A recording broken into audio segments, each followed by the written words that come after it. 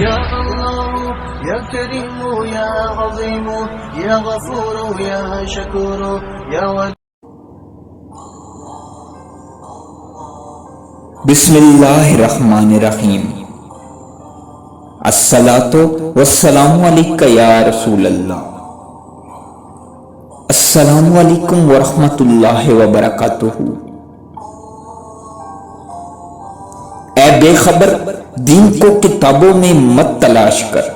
علم و حکمت تو کتابوں سے میسر ہو سکتی ہے، لیکن دین فیضان نظر سے آتا ہے، لہذا کسی وسیلے، کسی پیر کامل کی سرپرستی کا ہونا بہت ضروری ہے تاکہ واقف راہ منزل کی ہمراہی میں راہ سلوک کو طے کیا جا سکے۔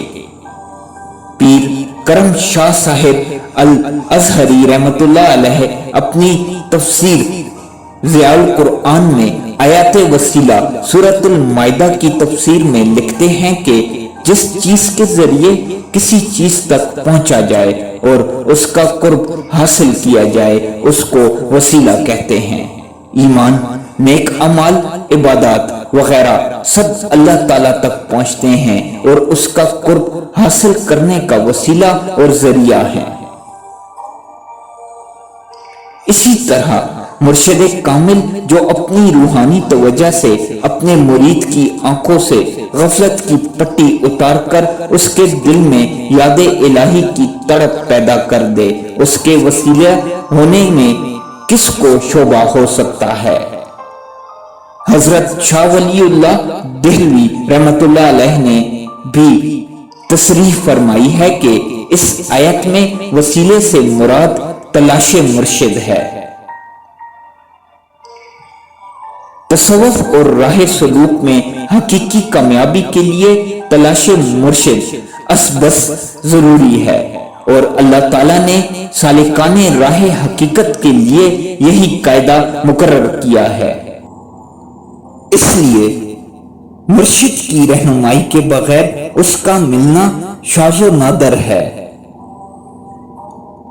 جبکہ علامہ اقبال رحمۃ اللہ علیہ نے اس مضمون کو یوں بیان کیا ہے: اگر کوئی شعیب آئے میسر، شوبانی سے کلیساں 2 قدم ہے، علیہ الصلاۃ والسلام۔ خود قرآن حکیم میں ارشاد باری تعالیٰ ہے: الرحمن فاسأل بہ خبیرا، رحمان کے بارے میں کسی باخبر سے پوچھو۔ اسی طرح سورۃ النحل اور سورۃ الانبیاء میں ہے: فاسألوا اہل الذکر ان کنتم لا تعلمون۔ سورۃ النحل آیت 43۔ فاسألوا اہل الذکر ان کنتم لا تعلمون۔ سورۃ الانبیاء آیت 7۔ اگر تم کو علم نہیں تو اہل ذکر سے پوچھو۔ پس یہ راہ اختیار کرنے سے پہلے لازم ہے کہ کسی کو اپنا رہنما، اپنا مقتدا بنا لیا جائے، ورنہ انسان بھٹکتا رہ جائے گا۔ عوارف المعارف میں حضرت بایزید بستامی رحمۃ اللہ علیہ کا ایک قول یوں درج ہے: جس کا کوئی مرشد نہیں، شیطان اس کا مرشد ہے۔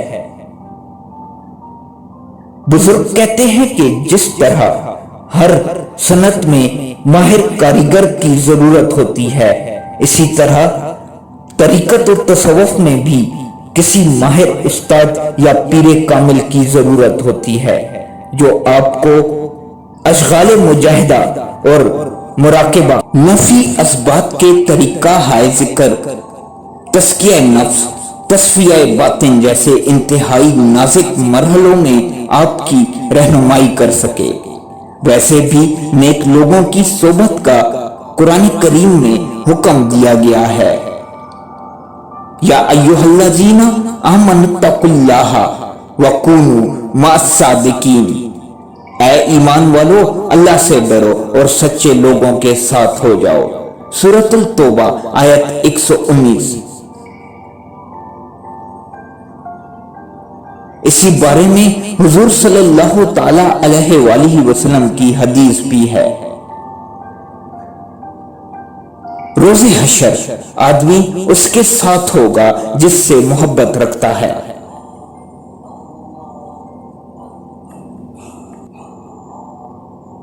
چناؤ میں احتیاط۔ ایک بات جس کا راہ سلوک کے مسافر کو خاص طور پر خیال رکھنا ہوتا ہے وہ ہے صحیح آدمی کا چناؤ۔ بصورت دیگر عمر بھر انسان ٹامکٹویاں مارتا مختلف وادیوں میں سرگرداں پھرتا رہتا ہے اور منزل نہیں ملتی۔ یوں بھی شہبازوں کے نشے من اکثر زاغوں کے تصرف میں رہتے ہیں، لہذا احتیاط ضروری ہے، کہیں ایسا نہ ہو کہ غلط آدمی کے انتخاب پر سارا سفر رائیگاں ہو جائے اور آپ ہاتھ ملتے رہ جائیں۔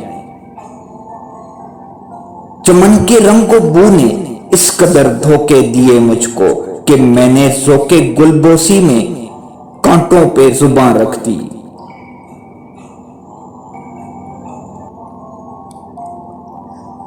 حقیقی رہنما اور مرشد وہی ہو سکتا ہے جو علوم ظاہری سے بھی بہرور ہو، کتاب و سنت اور فقہی اموار سے بھی واقف ہو، شریعت مطہرہ کا پابند اور طریقت کی راہ کا شناسا ہو اور حرص و ہوا کا بندہ نہ ہو۔